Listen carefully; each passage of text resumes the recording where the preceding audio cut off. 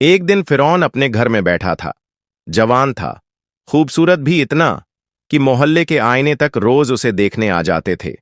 लेकिन हाल ये था कि जेब खाली और कर्ज इतना ज्यादा कि अगर वह कंधे पर रखा जाता तो फिरौन जमीन में धंस जाता।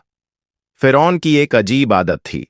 वह घर का दरवाजा हमेशा खुला छोड़ देता ताकि जो भी कर्ज मांगने आए अंदर झांक कर सोचे, अरे ये तो खाली मकान है, यहां तो कोई रहता ही नहीं, और वापस चला जाए।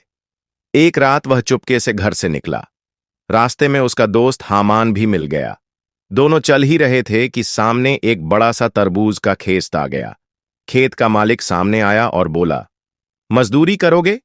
हामान ने तुरंत कहा, जी जी, क्यों नहीं, काम ही तो इंसान को जिंदा रखता है। फिरौन ने गर्दन अकड़ाते हुए कहा, मैं मजदूरी करने नहीं आया, मैं तो बादशाह बनूंगा। ये सुनकर हामान हंस पड़ा। ओ बादशाह सलामत, पहले कर्ज तो चुका लो, फिर ताजमहल बनाने की सोचना। हा हा हा। खेत का मालिक भी मुस्कुराकर बोला, बादशाह हो या मजदूर, पहले कुदाल तो उठाओ, ये लो 10 रुपए और लग जाओ खेत में। फिरौन हैरान होकर बोला, सिर्फ 10 रुपए? बादशाहत का ख्वाब तो कुछ और ही कीमत मांगता है।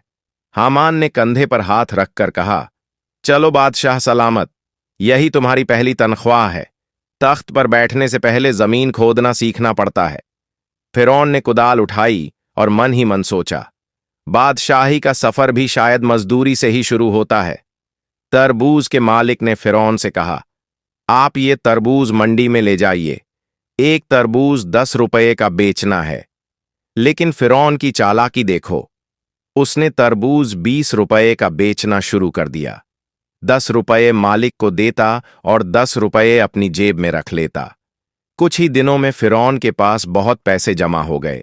हामान ने कहा, चलो अब वापस घर चलें। फिरौन ने गर्दन अकड़ाकर कहा, नहीं, मैं तो बादशाह बनना है। हामान हंस दिया, बादशाह सलामत, पहले कर्ज तो चुका लो। हा हा हा। इसी दौरान उस इलाके के राजा ने ऐलान कराया कि कब्रिस्तान की रखवाली के लिए एक बहादुर आदमी चाहिए। जानवर कब्रें उखाड़ देते थे और कोई डर के मारे वहां नहीं जाता था। फिरौन ने यह सुना तो हामान से कहा, चल उसी राजा के पास चलते हैं, कब्रिस्तान की निगरानी करेंगे और मजदूरी भी मिलेगी। राजा ने जब फिरौन को देखा तो हैरान रह गया। जवान, खूबसूरत, तगड़ा और निडर। वजीरों ने कहा, यह नौजवान बिल्कुल ठीक रहेगा।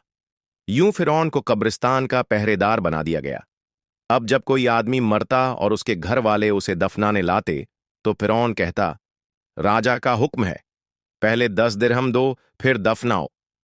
बेचारे गरीब परेशान होते, लेकिन आखिरकार 10 दिरहम दे ही देते। धीरे धीरे फिरौन के पास 3 बड़े थैले दिरहम के जमा हो गए। हमान ने कहा, अब तो चलो वापस घर। फिरौन ने फिर अकड़कर कहा, नहीं, मैंने बादशाह बनना है।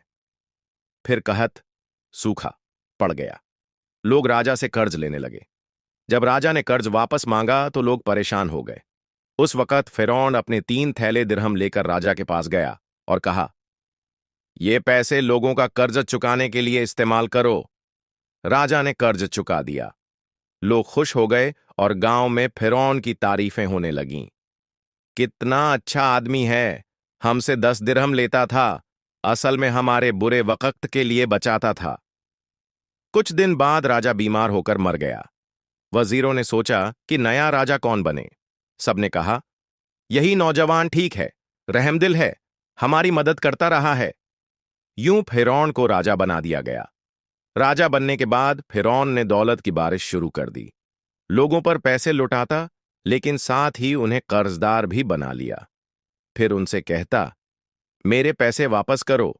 लोगों ने कहा, हमारे पास पैसे नहीं। तो फिरौन ने उन्हें मजदूरी पर लगा दिया।